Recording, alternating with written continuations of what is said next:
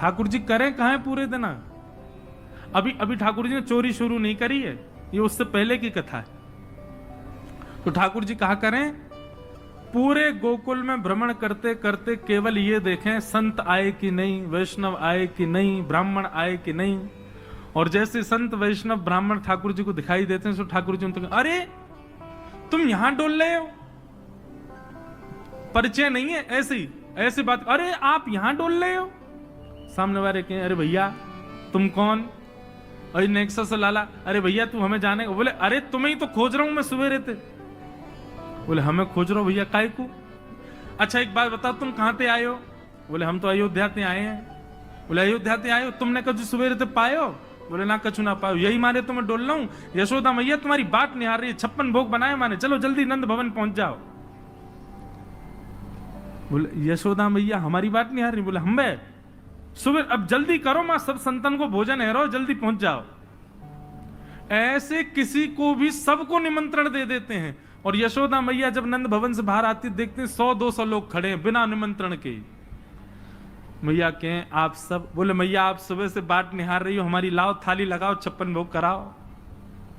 अब मैया को यूं लगे मना करूं तो अच्छो ना लगे, लेकिन मैया पूछे, अच्छा आपको कौन ने कही मैंने निमंत्रण? बोले आपको लाला आयो।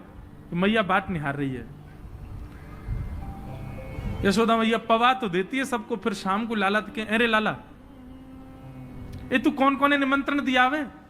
यशोदा मैया बात निहार रही है, पहुंच जाओ सबरे मां भोजन कर लो, आज तो 200 लोग आए मेरे यहाँ।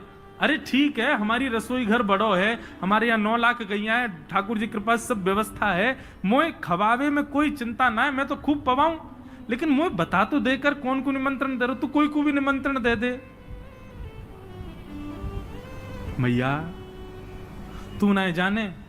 बोले कहा, मैं तो या घर को पुण्य कर रहा हूं, जितना ज्यादा है सके पुण्य जमा कर कर। मैया मैं तो बुढ़ापा आ जाएगा, मैं तो चला जाऊंगा, तो को बाबा को छोड़ जाऊंगा पुण्य करके। मैया के अच्छा कहा पुण्य कर रहे हो लाला?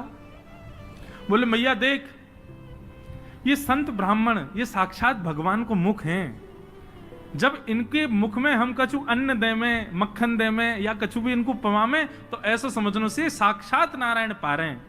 मैया देख, कल 100 आए नारायण, आज 200 नारायण तेरे घर आए पावे, मैं तो ये पुण्य करवाऊं। और मैया दूसरी बात सुनेगी? बोले हाँ। मारेगी तो ना मुझे? बोले ना मारूंगी, बता। बोले तू बड़ी मोटी है गई मैया, मुंह को यूं लगे पूरे दिन लगी रहेगी तो तेरो ने एक वजन कम है जाएगा। अरे मेरी ब्याह तक ने एक छरेरी सी है जाएगी, या मारे तू लगी रहे रसोई में, या मारे ऐसा को। मैया भागे पीछे, ठाकुर जी चौकड़ी मार के भागे। ऐसा ऐसा उधम मचा में ठाकुर जी द्विज ब्राह्मण संत वैष्णवों को जा जा करके बिना निमंत्रण के निमंत्रित कर देते हैं, सब नंद भवन आ जाओ, आज सबन को भंडारो है। कंटकेभ्य नंद बाबा रोज अपने ठाकुर जी की सेवा करते हैं। और महाराज वर्णन ऐसा करें हमारे ब्रजवासी, बोले नंद बाबा की सेवा में शालिग्राम भगवान है, नंद बाबा शालिग्राम की सेवा करें, और सेवा करके शालिग्राम भगवान को टांड समझते हैं। टांड आप लोग जानते हैं कि नहीं पता नहीं, अब घरों में नहीं होती, पुराने घरों में टांड होती थी। टांड बोलते हैं, एक घर के कमरे में ऊपर एक छज्जा सा बनवा देते थे, उसमें सारा स्टोर रखा जाता, सब जरूरी सामान। नंद बाबा क्या करते हैं, पंचामृत से अभिषेक करा करके ठाकुर जी को, शुद्ध जल से अभिषेक करके, इत्र वित्र लगा के, तिलक फोटा चुपका के, बढ़िया आरती करके, और फिर शालिग्राम भगवान को टांड पे धरते हैं ऊपर। बोले क्यों? बोले कन्हैया को ये गुलाब जामुन लगे, और गुलाब जामुन समझ के कन्हैया मुंह में धर ले। शालिग्राम भगवान ने कन्हैया को यूं लगे, बोले कि ये रोज रोज जय जय जो है का है, ये शालिग्राम जो है का है। हमारे पिताजी, पूज्य पिताजी की कथा में सुनाते हैं, बोले एक बार नंद बाबा ठाकुर जी की सेवा कर रहे, इतने में ठाकुर जी बगल में आके बैठ गए। देखो कितनी सुंदर, ठाकुर जी की सेवा कर रहे हैं, ठाकुर जी बगल में बैठे हैं, नन्हे से गोपाल जी आके बैठ गए। अब नंद बाबा को तो बढ़िया लगो, लाला भी सेवा सीखेगो, बैठ जा लाला यहाँ पे। ठाकुर जी बैठ गए। नंद बाबा ने पहले दूध से स्नान करायो, फिर दही से स्नान करायो, फिर घी से स्नान करायो, शहद से स्नान कराओ। जैसे ही शहद पड़ो शालिग्राम भगवान पे, सोई ठाकुर जी के लार निकल आई यहाँ थे। ओहो कितना सौभाग्यशाली है जे। मैं हूं मैया ते कहूंगा मैया तू मोको पानी ते मत नवाए कर, वह पानी में कुछ स्वाद ही ना होवे, शहद ते नवाए कर, नहाते नहाते खाऊ ले करूंगा बीच में। अच्छा एक बात बताऊं, ये पंचामृत अभिषेक ठाकुर जी को प्रिय क्यों है? क्योंकि ठाकुर जी का स्नान भी हो जाता, पेट भी भर जाता, बीच बीच में जीभ निकाल के खाऊ जाए ठाकुर जी इसलिए ठाकुर जी का पंचामृत अभिषेक होता है ये, और ये वास्तविकता है। अब जब ऊपर से सब पड़ता है, पहले दूध फिर घी दही शहद आदि सब ऊपर से पड़ता है, तो मुख पे होकर के आता है, तो जब यहाँ आवे so next so Thakur ji मुंह खोल के जीभ निकाल लें, बीच बीच में स्वाद भी लेते रहे। या हमारे पंचामृत अभिषेक ठाकुर जी को बड़ो प्रिय है, क्योंकि ठाकुर जी को स्वाद भी आ जाए और स्नान भी आ जाए। एक पंथ दो काज। तो ठाकुर जी की तो लार निकल आई।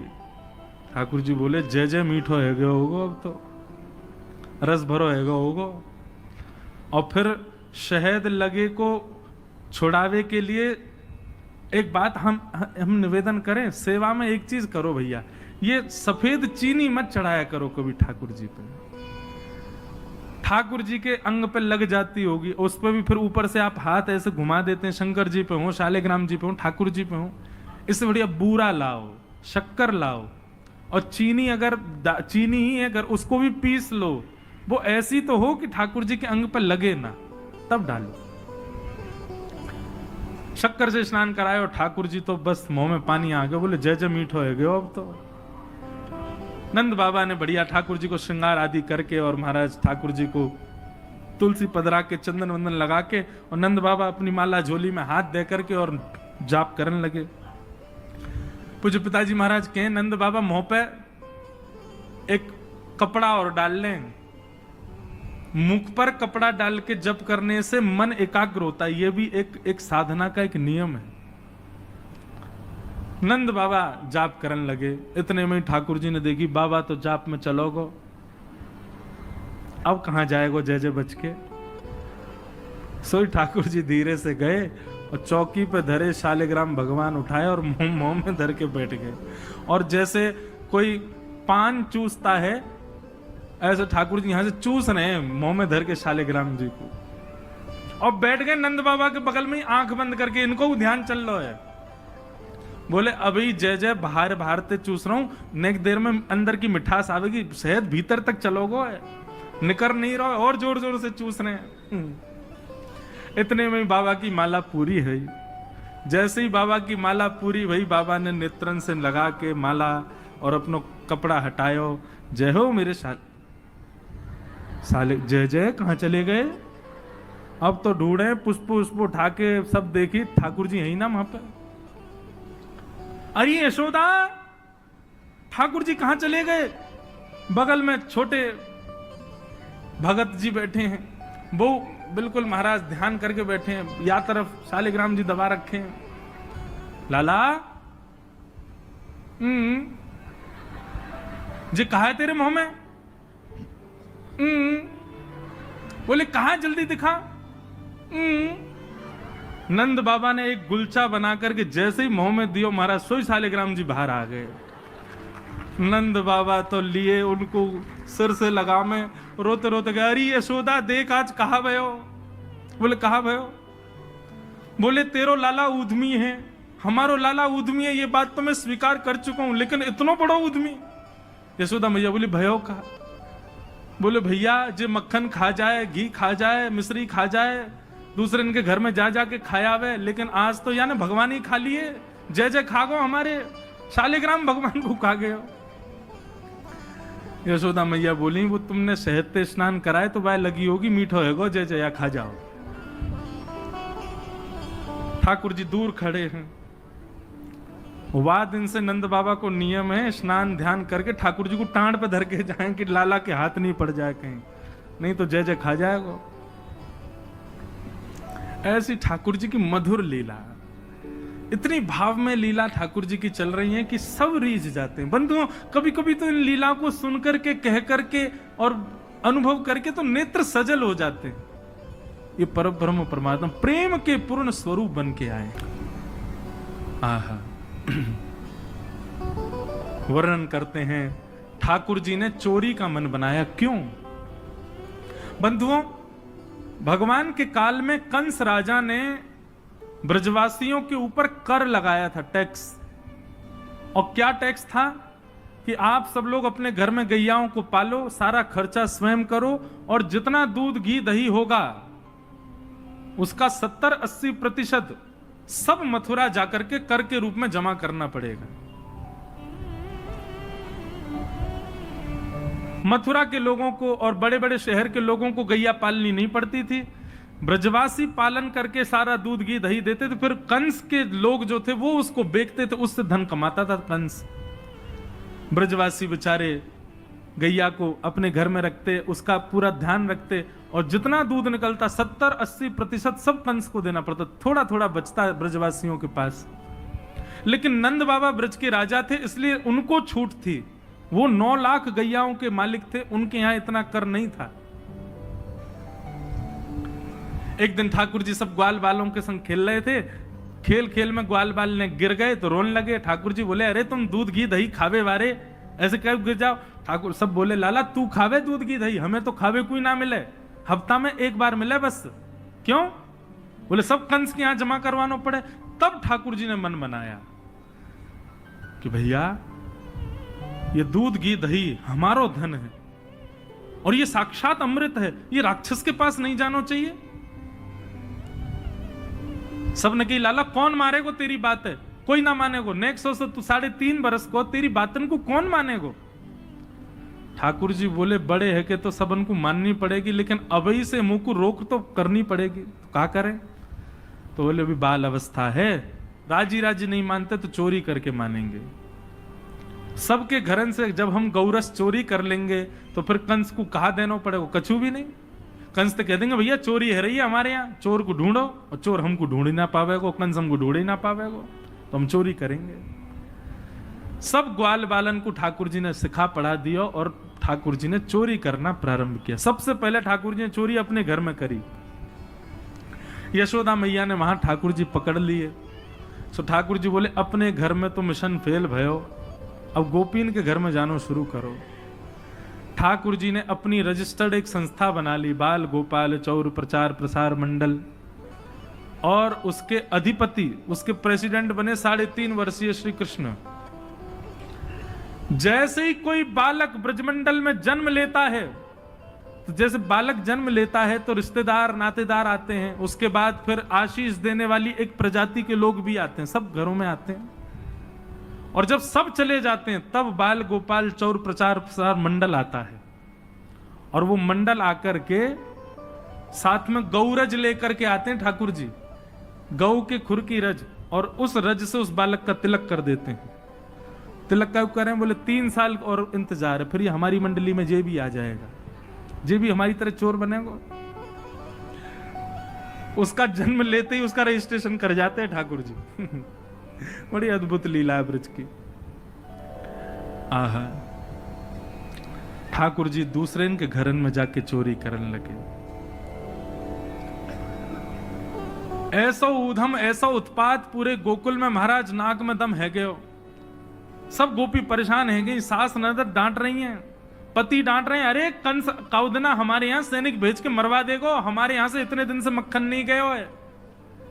गोपियां सब चिंतित भी होती हैं, लेकिन सबको अच्छा भी लगता है, कन्हैया आके चोरी करते हैं। तभी उन गोपियों में एक गोपी थी, उसका नाम था प्रभावती।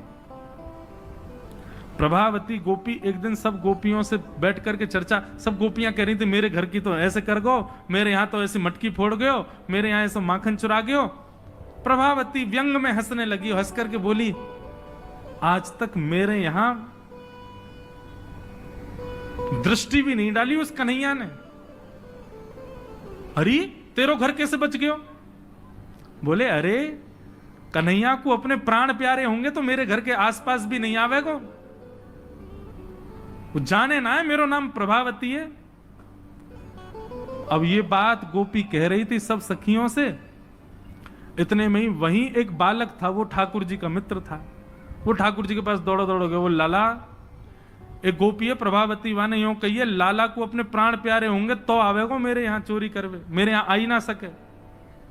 प्राण प्यारे हैं यही मारे ना आवे। ठाकुर जी बोले हमको चुनौती दे रही है? बोले हम बे लाला तू को चुनौती दे रही है। बोले अगलो धावो यही के घर मारनो है। सबसे पहले तो ठाकुर जी ने प्रभावती के देवर को अपना सखा बनाया। देवर कितना बड़ा, वो भी छोटा सा ही था। ठाकुर जी ने उसको अपना सखा बनाया। सखा बना करके उसको बेला फुसला करके बढ़िया उसको बढ़िया मक्खन वक्खन खवा के अपने पक्ष में कर लिया। ठाकुर जी बोले ए सुन, तेरी भाभी प्रभावती एक दिन चुनौती दे रही कि कन्हैया मेरे यहां चोरी करके दिखाए। प्रभावती का देवर बोलो लाला बता कहा करनो। बोले जा देना तेरी भाभी बढ़िया वारो मक्खन निकारे, बस तू संकेत कर दियो, और जब वो जमुना जल भरवे जावे घर में कोई नहीं हो वही समय हमारा आक्रमण होगो। ठीक है। प्रभावती ने एक दिन बढ़िया मक्खन निकारो और महाराज मक्खन निकाल करके छींके पर टांगो, और वो बालक ने देख लिया, दौड़ करके ठाकुर जी के पास बोले आज भाभी ने मक्खन निकालो, आज ही चलो लाला। बोले हाँ आज चलेंगे। प्रभावती यमुना जल भरने के लिए गई। ठाकुर जी उसके यहां प्रवेश कर गए, और प्रवेश करके महाराज चार के ऊपर तीन के ऊपर दो के सबसे ऊपर ठाकुर जी, और ठाकुर जी लेकर के बढ़िया मक्खन खाने लगे। मक्खन दूसरे इनको पवान लगे कि मरकान भोक्षण विभजति सचेन नात्री भांडम भिनत्ति।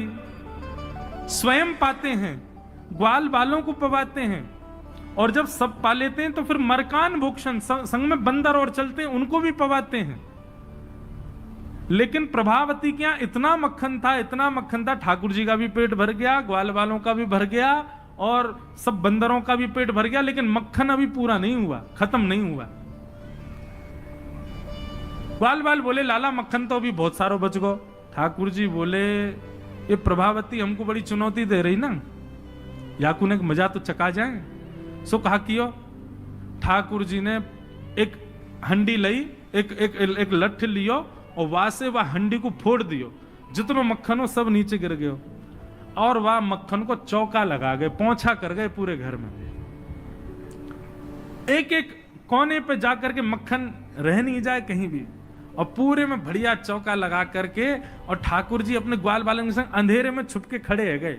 बोले देखियो अब मजो आवेगा, प्रभावती आवेगी। प्रभावती आई, सिर पर दो मटकियां बड़ी अचक अचक करके चल रही थी, संभल के चल रही थी। जैसे ही माने द्वार खोलो, और द्वार खोलते ही अपना पाम भीतर धरो, इतने में ही भोपाल शताब्दी की तरह ऐसी रिपटी महाराज, ऐसी रिपटी सर में लगी, कमर में लगी, हाथ पाम बाकी सब रहे कह गए, और गिरी सो गिरी। यमुना जल मिल गए मक्खन में तो और चीकना हो गया। अब वो उठ ही नहीं पा रही है, जैसे उठे फिर गिरे, जैसे उठे फिर गिरे। और ठाकुर जी ताली बजा बजा के हंसे, सब ग्वाला के लाला आज तो बड़े मजे आए, आज तो बड़े मजे आए। मेरी भाभी कहा कह रही कन्हैया को अपने प्राण प्यारे हमारे ना आवे। अब तो को तेरे प्राण प्यारे होंगे ना तो कभी हमको चुनौती नहीं देगी। और ठाकुर जी भाग गए। प्रभावती महाराज जैसे तैसे रिपट रिपट के बाहर आई, और जाके सीधे यशोदा मैया के पास पहुंच गई, और जाके बोलने लगी, बोले मैया अपने लाला संभाल ले, नहीं तो काउदना हाथ दिखा दूंगी याकू में। ऐसा उधम मचावे, देख मेरी कोहनी टूट गई, कमर टूट गई, ऐसा उधम मचा के गयो। यशोदा मैया बोली तुम गोपिन पे कछु काम ना है, 24 घंटा मेरे लाला के पीछे पड़ी रहो।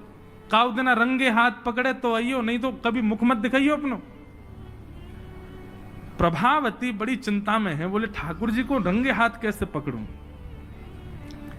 इतने में यानी विचार कियो कि मेरो जो देवर है वो लाला के संग बहुत ज्यादा रहवे, तो यार देवर को पहले अपने पक्ष में करो। ये देवर कभी ठाकुर जी के पक्ष में जा रहा हो, कभी प्रभावती के पक्ष में। प्रभावती ने एक दिन वाकू दिखाते भय मक्खन निकारो, आज तो धोरी गैया को मक्खन है, इतना मधुर मक्खन है, और यहाँ से तो आज मैं शाम को बढ़िया रोटी बनाऊंगी, घी बना करके सबको पवाऊंगी, अब बढ़िया मक्खन निकारो। देवर ने देख लिया और जाकर के सीधे पहुंचो लाला के पास, बोले लाला भाभी ने आज धोरी गैया को मक्खन बनाया। ग्वाल बाल सब बोले लाला वहीं चल, बात ना बड़े मजे आए वहां पे। आज फिर चल रहे हैं प्रभावती के यहां। ठाकुर जी वे चलो। अब प्रभावती ऐसा दिखा करके गई कि वो जमुना जल भरने चली गई है। ठाकुर जी ने देख लिया प्रभावती जमुना जल भरवे गई है, लेकिन जैसे ही ठाकुर जी वाके घर की ओर भागे, प्रभावती दौड़ करके पीछे के द्वार से गई और खिड़की में होके भीतर घर में आ गई और चुपचाप खड़ी हो गई अंधेरे में, हाथ में बड़ा डंडा लेकर के। ठाकुर जी आए। ठाकुर जी ने आकर के जैसे ही महाराज 4 3 2 1 ऊपर चढ़े, चोरी करना प्रारंभ कियो। ठाकुर जी जब पूर्ण रूपेण व्यस्त हो गए चोरी में, तब प्रभावती अपना डंडा लेकर के निकली। दारी क्यों तुम्हें बताऊं। और जैसी प्रभावती आई, महाराज नीचे वाले सबसे पहले भागे, और नीचे वाले भागे तो ऊपर वाले सब गिर गए, ठाकुर जी लटक गए ऊपर। अब बाकी के सब तो वहां से भाज गए, ठाकुर जी रह गए। अब नीचे प्रभावती खड़ी है। आजा लाला, तो बताऊं मैं। प्राण प्यारे, देख देख देख प्रभावती तू सही ना कर रही है, तू जाने ना है मैं जय जय हूं। बोले तेरी जय जय तो मैं नकारूंगी, नीचे आ पहले तू। जैसे तैसे करके ठाकुर जी नीचे उतरे। प्रभावती बोले देख तुम तो को मुंह पे दया ना आवे, मैं कितनो सीधो साधो भोरोसो प्यारोसो। देख मैं तू वचन दूं, आज के बाद नहीं आऊंगा तेरे घर, तू अब कछु मत करे, तू मुंह को मारे मत। बोले ना ना मारूंगी ना लाला, इतना कोमल सो मेरो लाला, वाकू कैसे मार सकूं मैं। ठाकुर जी बोले हाँ जी तो मैं मारी हूं मत। बोले मारूंगी ना तो को पकड़ के यशोदा को दे के आऊंगी आज मैं, वो बतावेगी तो। बोले या तो बढ़िया तो तू मार ले मोह, लेकिन यशोदा मैया के पास मत ले जा, ऐसा मत करे। बोले ना आज तो तू यशोदा ही बतावेगी तो। और ठाकुर जी को हाथ पकड़ करके महाराज प्रभावती पूरे गोकुल में हल्ला करती भाई जा रही है, और घूंघट करके, घूंघट पकड़ रखो एक हाथ से, दूसरे हाथ से ठाकुर जी पकड़ रखे, और सबरे गोकुल में हल्ला। देख लो रे सबरे गोकुल वासियों, जे नंद जी को लाला, यशोदा मैया को छोरा, ये घर घर जाके चोरी करे। यशोदा मैया कह रही रंगे हाथ पकड़ो तो बताइयो, आज पकड़ लियो या को ठिकाने लगाऊंगी मैं। ठाकुर जी बोले ये तो भैया बड़ी निंदा है रही हमारी। इतने में ही ठाकुर जी बोले ए प्रभावती, कहा बात है। बोले देख तेने इतनी जोर से मेरो हाथ पकड़ रखो, मेरो हाथ नीलो पड़ गयो, रक्त पूरा रुक गयो है, तू इतनी जोर से मत पकड़े। तू एक काम कर, मेरो जे हाथ छोड़ दे, दूसरा हाथ पकड़ ले। प्रभावती बोले नहीं तू भाग जाएगा, तेरी सौगंध खा के कह रहा हूं मैं नहीं भागूंगा, तू मेरो एक हाथ छोड़ दूसरा पकड़ ले। प्रभावती चलती जा रही है, और चलते चलते माने 3.5 वर्ष के छोटे से ठाकुर जी चलते चलते माने जैसी मन बनायो कि हाथ दूसरा लाऊं, ठाकुर जी ने पीछे चल रहे ग्वाल बालन में प्रभावती के देवर को इशारा क्यों यहां पे आ, वो ठाकुर जी की उम्र को ही है। ठाकुर जी ने वाको हाथ पकड़ लियो। प्रभावती अब देख तू मेरा दूसरा हाथ पकड़ जल्दी कर। प्रभावती चलते चलते बोली ला दूसरा हाथ दे। दूसरे हाथ के चक्कर में ठाकुर जी ने वह के देवर को हाथ पकड़ा दिया, और पकड़ा करके ठाकुर जी गली मोहल्ला कुचेन में कूदते भय सीधे नंद भवन पहुंच गए, और हाथ पाम धो के सीधे यशोदा मैया की गोद में। मैया इस सबरी गोपी मेरे पीछे काहे को पड़ी रहे, अरे मेरो लाला बड़ो मलूक है, हमारे पीछे पड़ी रहे। मैया रोज कोई गोपी आ जाए, मुंह को तो लगे आज भी कोई गोपी आवेगी तो उसे शिकायत करवे। मैया बोली आन देदारी के मैं बताऊंगी। हाँ मैया तू मुंह को अपना दूध पिला दे। और ठाकुर जी तो इतने लाड़ प्यार में आ गए, मैया गोद में बैठ के दूध पीने लगे। इतने में ही प्रभावती आई। देख यशोदा मैया तू कह रही कि अपने लाला को रंगे हाथ पकड़ के लाई, आज देख तेरा लाला पकड़ के लाई हूं मैं। ठाकुर जी बोले देख ले मैया, मैं तो कह रहा हूं ना कोई गोपी आ रही होगी, आ गई। मैया तू एक काम कर दे। बोले कहा मैं तू और बाबा हम तीनों कहीं और ही चले जाएं, ये गोपी हमको जीन ना दे रही है, इनको यूं लगे कि तेरो लाला इतना सुंदर काईकू है, ये चिढ़ के मारे आ जाए रोज। मैया बोली लाला तू पीछे खड़ो रहे यार, गोपी है तो मैं देख के आऊं। मैया नीचे गई। कहा बात है क्यों चिल्ला रही है घूंघट में, देख तेरो लाला आज रंगे हाथ पकड़ो। मैंने तो याकू कुछ नहीं कही है, लेकिन तेरे हवाले छोड़ के जा रही हूं। मैया यार सबक सिखाइयो आज। मैया बोली कौन है। बोले तेरो लाला। बोले देख तो सही कौन है। प्रभावती ने घूंघट उठा के देखो तो वही के देवर को हाथ। प्रभावती बंदर तू कहां से आया, भाज गयो। अब तो यशोदा मैया ने खूब सुनाई। बोले नहीं नहीं मैया मैंने तुम्हारे लाला ही पकड़ो। बोले तू झूठ बोले, मेरो लाला तो अभी दूध पी रहा मेरी गोदी में बैठ के।